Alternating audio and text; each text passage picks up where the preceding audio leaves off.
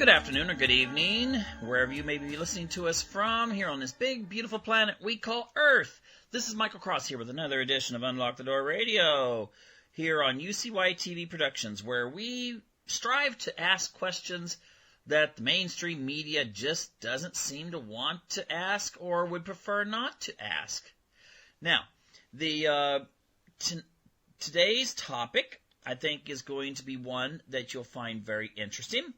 It's dealing with this level of intense antagonism after the election in November that seems to still be here and is continuing at levels that I've never seen before. I'll try to explain why this is, the psychological reasons behind it. Before I get into that, I would encourage you, if you're listening to the program later, when I put this on YouTube, because you can be listening to this, months from now, if you click on YouTube, please subscribe to my channel, and also check out my website. You can just click right there in the corner where it says "Click here for my official website." And my gosh, I've got articles there, everything from transhumanism to psychopathy, and everything in between. Okay, some people would say they're related. Anyway, what I thought I would bring attention to is this whole thing about why it seems that, well, especially people on the left seem to be really, really, really antagonistic after the election. Now, true, there's conservatives out there that are jerks, okay? And we can explain that in a whole variety of reasons. But what I'd like to do is really emphasize this thing about what seems to be a very common trend right now, and that is a hatred that people on the left are expressing openly towards people, well, even if they're not right-wing, even if they didn't vote for Hillary, okay? And I'm bringing the reason I'm inspired to do this program right now is because I know someone. She lives in Oregon. She is what I would call a social Mormon conservative. In that sense, then she, on some issues she's liberal, and on others she's conservative. But I will note, at least according to the post that she put up on Facebook recently, she was not a Trump supporter. But apparently, her daughters, who expressed, non-support for Hillary in their high school, were verbally assaulted, both of them. And when she uses the words verbally assaulted, I know that does not mean that someone just said, "Oh, you're a dork," and walked on. I mean, this would entail something pretty severe. And I've seen some cases of this out there. I've seen articles about people breaking up, boyfriends and girlfriends, because the girl votes for Trump, and the guy, he was a Hillary supporter. And I've seen articles dealing with vice versa.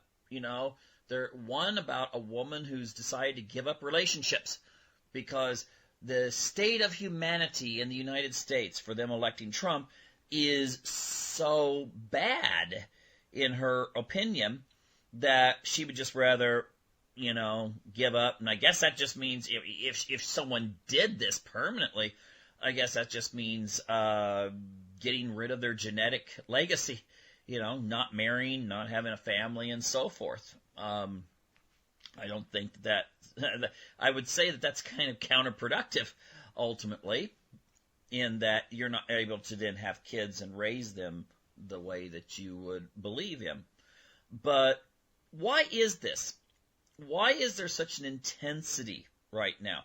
Now, before I get into the psychological reasons, okay, I will note that with social media, things just don't die.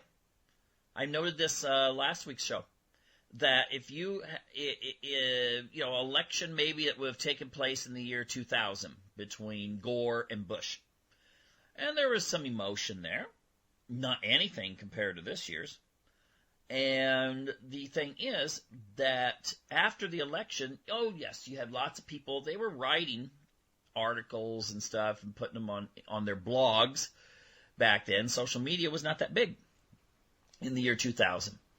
And I don't know, maybe they're putting things on MySpace or they're sending letters to the editor. But for the most part, after the election and after the recount in Florida and all that kind of stuff, the issue kind of died out. It was like, okay, Bush is the president. Let's just get on with life. But now, with social media, that's not going to happen because everyone's still getting feed that says, oh my gosh, Trump's such an idiot, or something to the effect of, oh, look, Hillary said this, or look what the Democrats, or look what the Republicans. And then we get into kind of a confirmation bias in which people just kind of start getting in their corner, and then their corner starts cheering for them, and pretty soon you're going from, maybe I'll vote for Hillary, I don't know, to suddenly it turns into, my gosh, the Antichrist has defeated the valiant Hillary. Okay? Once people keep on reinforcing the most extreme viewpoints. And the same thing can happen, on the right wing as well. It's a psychological thing. There are some notable differences, though. And there's a talk show host and author, and his name is Dennis Prager. I'm sure many of you have heard of him. And I always found when I got his talk show that he was a very insightful person, extremely insightful. Now, the thing is that he wrote an article that was published recently in the Jewish Journal. And you can look it up. It's a Jewish Journal, November 22nd, 2016. And in it, he's talking about this pattern in which people are, they're maybe canceling going to their parents' house for Thanksgiving because they know their parents voted for Trump. Or, like I said, people breaking up because they find out that, there's a split in the relationship. One person's for Trump and one's for Hillary. And this is actually quite concerning to me. I have friends that are, I have friends of every political persuasion that you can speak of, every religious persuasion you can speak of. And there's a way of speaking to people and also understanding who they are that enables people to get along. And the problem is with the internet, that just does not seem to be something that is the norm. Okay? You want to get all those likes or those upvotes or something like that. So, you're on a forum and you make a statement or on Facebook, and all of a sudden you got all these people liking you and stuff. And you start learning that people ignore the more moderate posts that you make, but the more extreme, whether they be for Hillary or for Trump, the more extreme you make them, the more likes you get, or the more upvotes if you're talking about debates and stuff like that, in newspapers. And this is just going to reinforce this polarization. But anyway, I'd like to kind of explain something here that I'd like to look over some of the stuff that he has written, and I find some of it, very, very little of it I don't agree with. For the most part, I agree with it, and I'll try to paraphrase some of the things he brings up here and discuss it in more detail. But before I begin, I will state that one of the things whenever I like reading both sides of issues. So, I'm the kind of person that, even though I'm religious, I made it a point when I was in college to read Origin of the Species and Descent of Man. Those two really famous books from Charles Darwin. And I like to read stuff that is, things that on the other side. Maybe that started when I was like 13 and I was reading the Communist Manifesto. Got my hands on that and read that. But the thing is that to the left, and this is a major difference between the left and the right, unless the right wing is in some way motivated by religion, because then there's kind of a sinners versus saints. But most of those people that feel that way don't usually get involved in politics. They have their viewpoints and they may express them, but they don't get involved in the process, because obviously if they're a fundamentalist and suddenly they're in a political situation in which they're having to cooperate and work with people who might be, I don't know, Mormons or something, then it turns into arguing religion, and feelings get hurt, and a lot of times people just kind of stay in their own bubbles.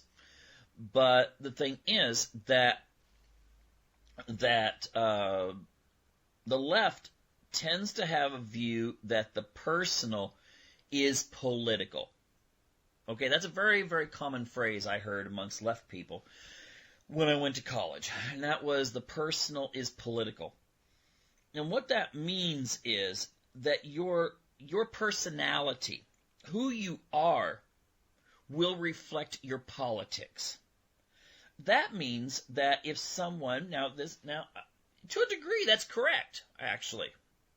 But I'm not going to really deal so much with that, except for the fact that if you believe that a person's personality and who they are is being expressed through their politics, then that means you can judge them.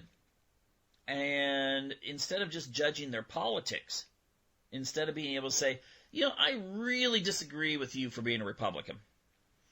Instead, if the personal is political, then you can't have that duality. I like you despite you being Republican. It turns into, I don't like you because you're Republican. Okay? Keep that in mind. All right? That the person will not separate it to where they can say, I will like you because, we get along, despite you being Republican. It turns into, I hate you because you are Republican. And the thing is that this is way more common amongst the left, because I think sometimes, I'm going to get into these points here because I'm kind of giving it away, but the thing is that often the left is not religious. And you can argue this up, down, and sideways, but you keep coming to the point that human beings need something that connects them to something bigger than what they are. So if you get rid of religion, or you become very secular in your religious attitudes to where, you believe in God, and you might even believe in the Bible, but you really, you don't want to have that dictating your political stands and viewpoints, then you need something, since now you've relegated this to a corner, you need something that you can hold on to that will give you a sense of identity. Okay? And no, I'm not going to get into identity politics so much. But the thing is, there's a whole school of that. The thing is that when you then have people on the right, often they have their churches, their civic organizations, their business organizations, etc., and their families for that matter. I know right-wing people who are very not religious at all, but they're really into their families. Okay? They really, really, really are into their families. So there's something big there, something bigger. But a lot of times left people are more likely not to be married, more likely not to have a family, less likely to be involved in organized religion in a devout manner. They may be members, but they're not terribly devout. So therefore, there is a cavity left in them, a void, in which many times their politics comes in. The same way as you might have a 45-year-old woman who's never married, doesn't have any kids, but she still has those kind of maternal feelings. She might, again, this is very cliche, but she might buy herself 5 or 6 cats. She needs something to fulfill those instincts. And the same is true politically with many people. They need some politics to fill that void, and therefore the personal becomes very political. Now, saying that, let's get into what Mr. Prager is saying here. Now, there are now he says this, and he says something that, okay, I'm going to skip number 1 there because I don't want to deal with meanness, people on the left or right or whatever. The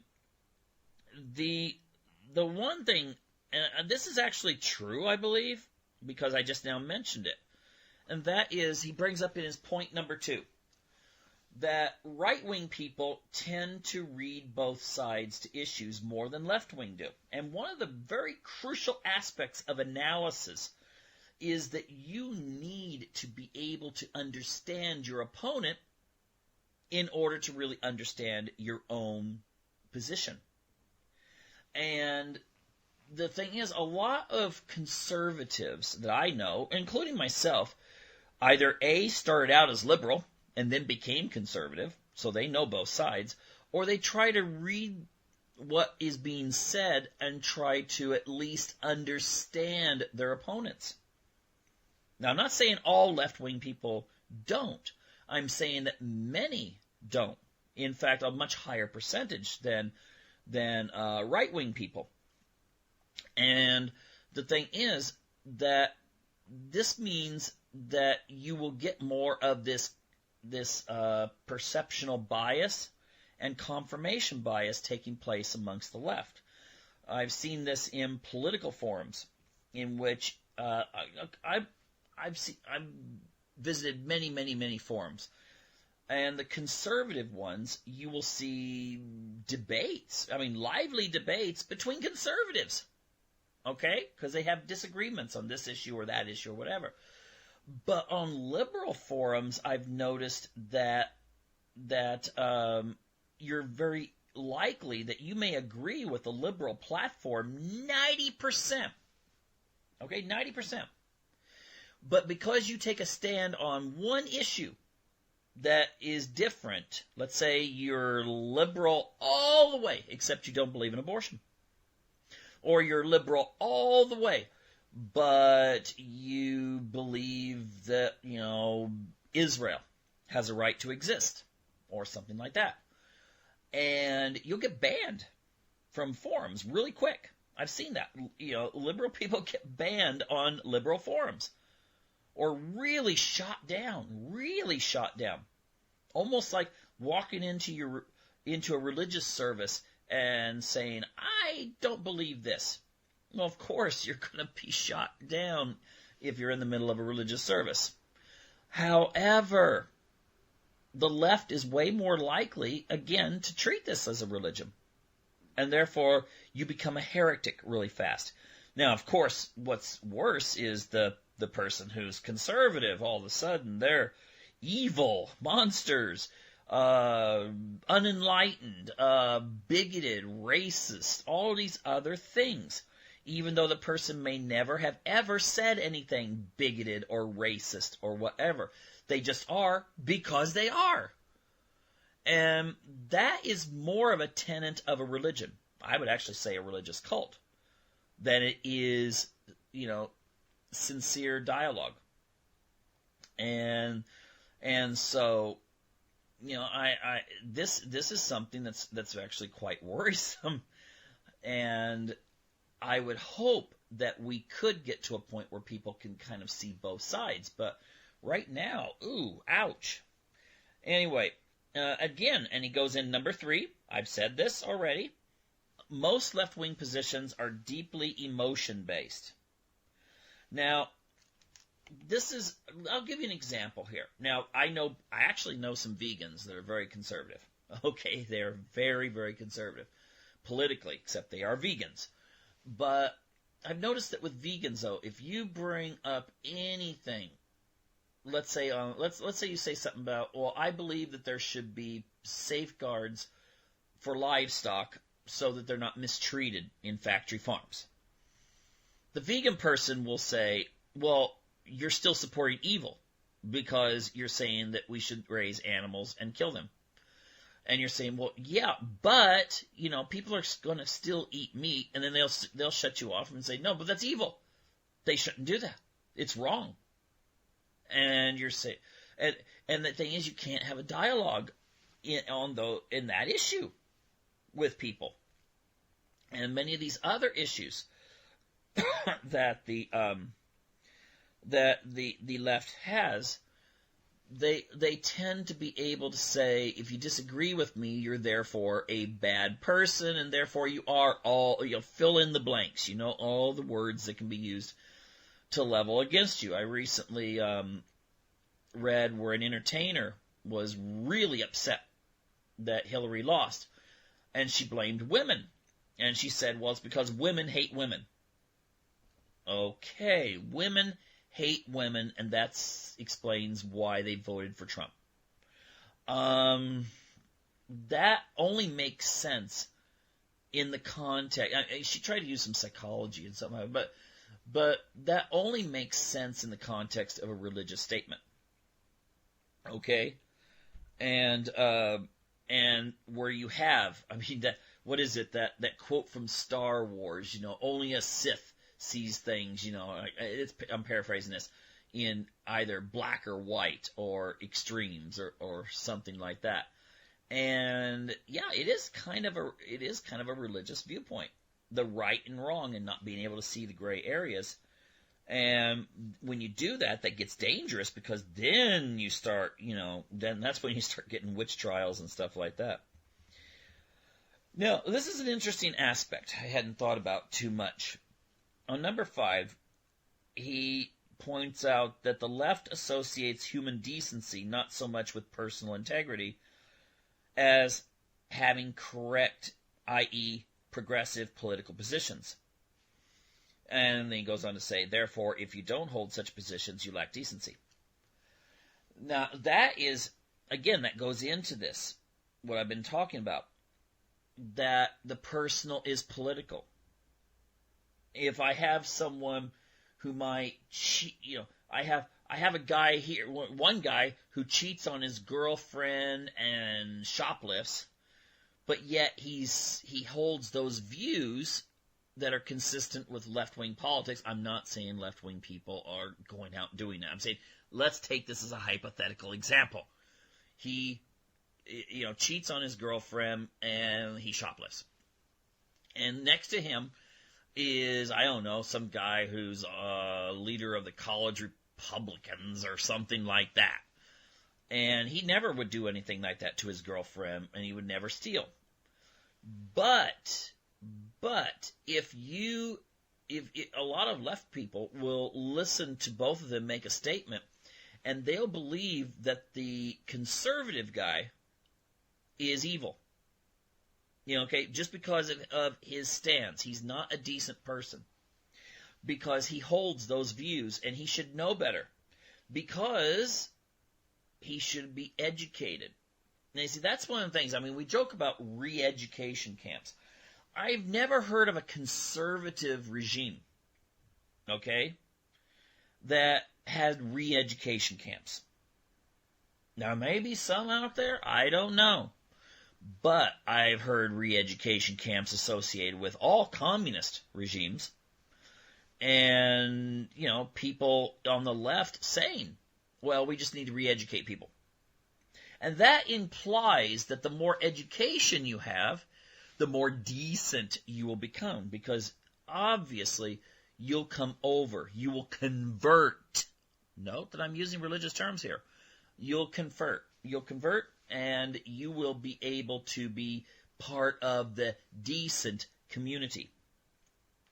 Okay, I've actually, think about this. There's people that are serious in the urban areas of California, Los Angeles and San Francisco primarily, who are really serious about wanting to split that chunk of, they want to take all of California, but I don't think people in San Diego and Bakersfield would be very appreciative of it, and certainly not the ones that live in the rural communities in Central California, Bakersfield, Fresno, those kinds of areas, or out in the desert communities. but they actually would like to split California away from the United States. Because they feel like, well, we don't want to be with those guys. There's always a really hardcore Southerner who's like, I think we should go back to the Confederacy and split up. But usually that's kind of like when they've had a little bit to drink and they're spouting off something. These guys are deadly serious that want to break away from the United States and form their own country, so to speak. So, think about that for a moment. They're not doing it because they're not wanting to do this so they can have their own country and call it liberal stand or something like that. They don't really feel comfortable with the rest of the country.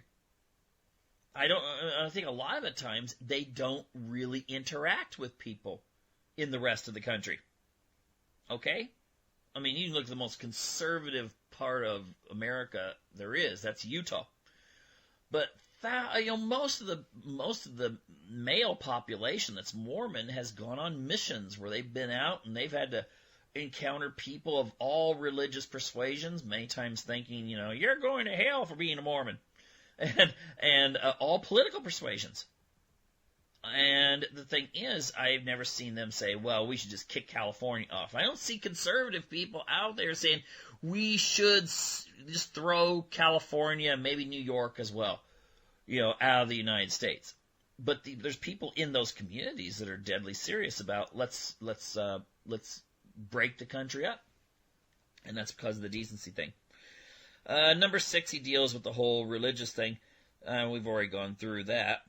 So the thing is that these points that are brought up here and the other things I've pointed out can really explain a lot of what's going on right now.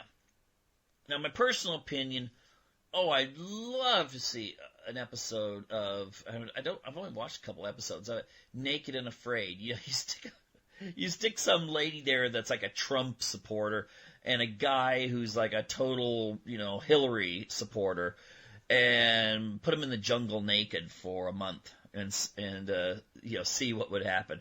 That could be quite interesting. But I think ultimately, this is a very ironic thing. Most firemen and policemen are Republicans, or they tend to vote for the conservative candidates. And I've seen that. I mean, maybe I'm wrong. But generally, that's what I've seen expressed in polling and stuff like that. Now, I have never heard of a policeman or a fireman who would say, I'm just going to let your house burn down. Because this is the headquarters of such and such left-wing organization. No, they go in there and they fix it. And I think, let's say you have a doctor who's a hardcore left-wing person. I've never heard of a doctor saying, I'm not going to help that person because he's a Republican. And this is what we have to have in our society. We have to have people who can have discourse with each other. Look up the video that Jonathan Pye did. Just look up Jonathan Pye, the reason why Trump won. And he's not a Trump supporter, okay? Far from it. But he's very emphatic that you're not going to get people to come over to your side if you're insulting them all the time. And in fact, you might, just my own personal view, if you keep telling someone that they're a fascist, they might become a fascist. Okay? And that's dangerous. We don't want to split the country apart. We need to have discourse. We need to have, a situation where, like Oregon, you go to a hot spring and you've got like 7 or 8 people that are left-wing, sitting naked in a pool, discussing with 7 or 8 naked conservatives, about issues. Okay? And I think that's the way we need to have it. I'm going to deal with Freud here for just a second. But Sigmund Freud, in his work, Civilization and Its Discontents, he does a lot of analysis on why people have the political viewpoints they do. He does a lot of analysis on why society has to be, basically everyone kind of treating themselves decently. I don't know if this is where this quote came from, but there's a Freud quote that says civilization started when someone decided to use words instead of a rock to get their way. And I'm not even really quite sure where Freud's political views are or were. I've read Civilization and Its Discontents. He seems to have kind of a negative view towards humanity in a large degree, thinks that we're all on the verge of killing each other unless we keep people, repressing their instincts, and you got to keep that guilt up so they won't do things that are bad to one another. In that sense, he's kind of a Hobbesian. But at the same time, his views were quite conservative, and that's why a lot of times, I had a conversation with someone recently. They were left-wing, and they made a comment. We were in a little discussion group, and they made a comment, and they said, well, Freud's views have all been discounted. And I just said, oh, which ones? He was dumbfounded. He was like, this is something he just heard. All Freud's views are discounted. And then, you ask, well, which ones? And there's no response. It's like if I had someone that was the head of a sperm bank, and I were to say, oh, yeah, there's no such thing as eugenics. I guarantee, well, I can't guarantee it, but I'll bet you they would look at you and kind of look at you funny, kind of like, what? I mean, in the sense that, I'm not saying that the society, it's kind of interesting, it's usually left-wing utopians who supported eugenics. Let's make a better humanity through selective breeding. It was usually left-wing. Look it up. There may be a possible exception of someone like Teddy Roosevelt. He seemed to be pretty conservative. But the thing is that, the idea that, well, if you're going to have great kids, you should start out with great genetics. And in that sense, try going to a sperm bank. Yeah, try going to a sperm bank and, say, well, I've got these genetic problems and I'm not terribly smart, but I'd like to donate to help people have kids. I don't think you're going to get any takers. Okay? And it may sound unfair, but that's just the way it is. Okay? We have a society that everything has to be fair. And I'm sorry, not everything is fair. All right? It would be great if it was. It would be great if the person that works the hardest made the most money. But we know for a fact that many of the people that wind up with money are people that are quite lazy. And they come up with some gimmick. Or maybe they're born into wealth. Or something like that. Now, of course, someone will say, well, see, that proves that we need to have fairness. We need to make it fair. So, yeah, let's take a look at the guy who just had some stupid gimmick and wound up rich.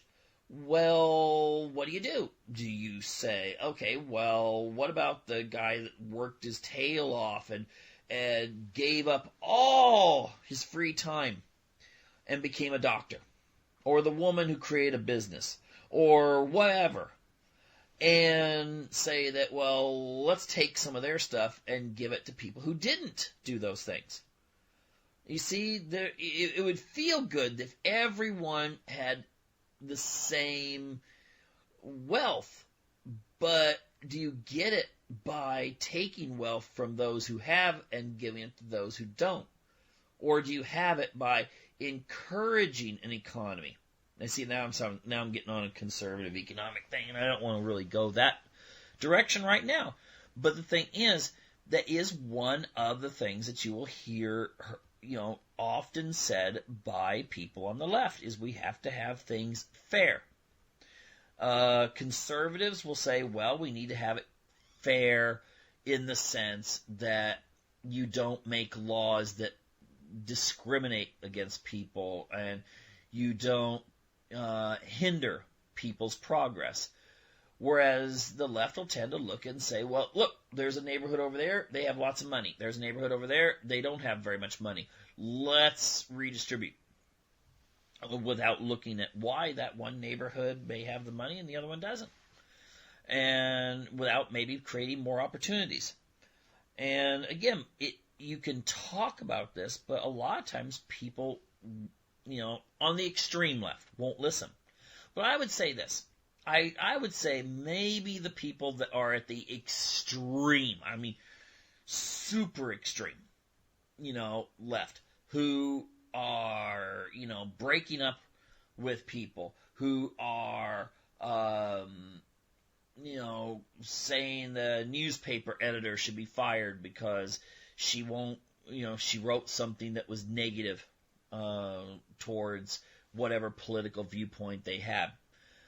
It may be about 10% of these people who are the very vocal ones. Maybe throw in 20% more, or maybe more. Let's pretend it's 50. Let's pretend 50% of the people who consider themselves, let's say, liberal Democrats in the United States are these kind of people that we've discussed, where the personal is political. It's somewhat of a religious philosophy. That still leaves 50% that aren't, who maybe are voting because they feel like, well, these people didn't get an even break. So this person that's from the left is saying, let's do something about it. Maybe they're disenchanted with our foreign policy or our corporations getting everything. Ironically, the right wing feels the same way, usually on these issues.